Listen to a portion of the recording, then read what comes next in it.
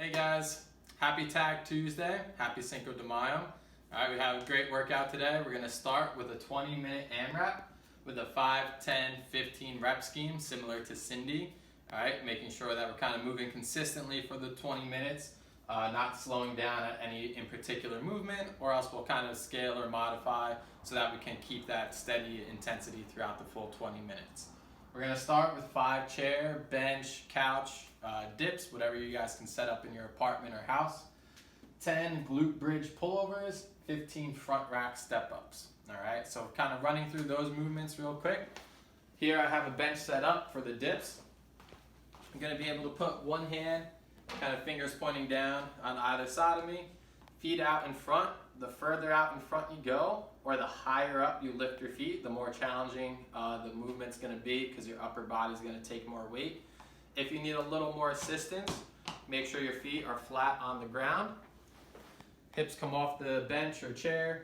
You lower your hips down and back, roughly until your arms at a 90-degree angle or slightly lower. And then try your best to drive through the arms. But if you need to, you can always kick up from the feet for assistance. Down as low as you can, keeping that core tight, and all the way up, just a full extension of those elbows. The next one for the glute bridge pullover, you're going to set up with your feet flat on the ground. You're going to have a weight in your hands. It could be a dumbbell, a backpack, whatever it is. Since we're on the floor and not a bench, I would try to limit how low that object might hang. Right? So that'll take away a couple of inches of my range of motion, whereas if I hold the sides, I can go as far as my arms will let me. So again, posterior pelvic tilt. Get that belly and back flat against the floor. You're going to drive those hips up, arms stay nice and straight. Slowly lower as far overhead as you can go. If you can touch the ground, great. And then bring back up across the chest. All right, remember, keep tension in those hips the entire time. Try to touch the ground, and then with those lats, pull that object back over the center of your midline. After that, we'll head to a box or a step. Taking that same object, maybe something heavier, but remember, we're trying to move consistently through these 15 reps, so don't go too heavy where you're going to have to break it up. Ideally, we're going to go in the front rack, so if we can, that means elbows nice and high while we're supporting the weight on our shoulder. If you need to switch to the goblet position or a bear hug position if you're holding a backpack, that's fine. But if we can, let's try to challenge those elbows up. Chest nice and tall, sit forward on that foot, drive to full extension, come all the way down, and then switch. All right, 15 total, alternating each time. If you guys are worried about the imbalance, just make sure you switch legs each round. After that, we have 5 minutes for tolerance. We'll loop around back to the whiteboard, glass board. 5 minutes for tolerance. So we're moving for a steady pace for 5 minutes. We're going to go 20 single-legged mornings on the right, 20 seconds worth of single-legged mornings on the right. Immediately into 20 seconds of good mornings on the left, so we're just going to switch legs, keep the movement the same.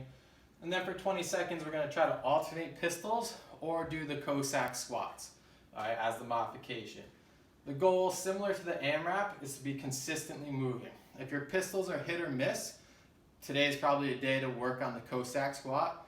Luckily, you guys have the entire day to stretch, mobilize, do whatever you have to do, or work on pistols separately. Try not to get one per side in that full 20 seconds.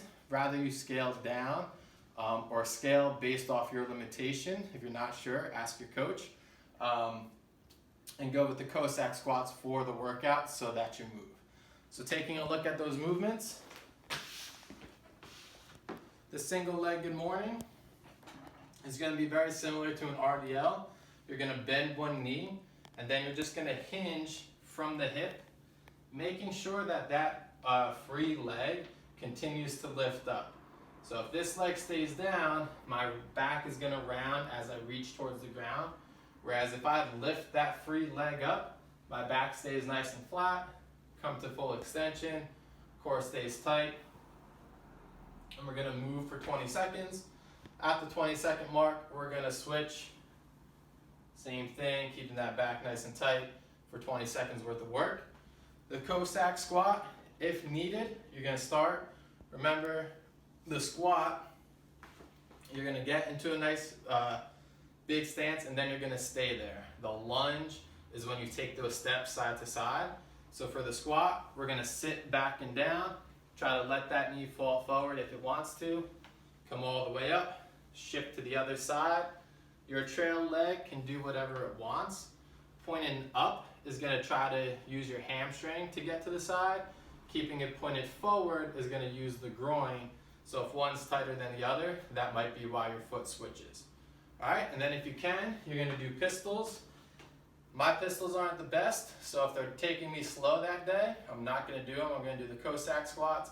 If they're feeling better, I'm gonna hold the other foot, kick out in front, go down, stand quickly, kick, stand quickly, and try to switch side to side for each rep.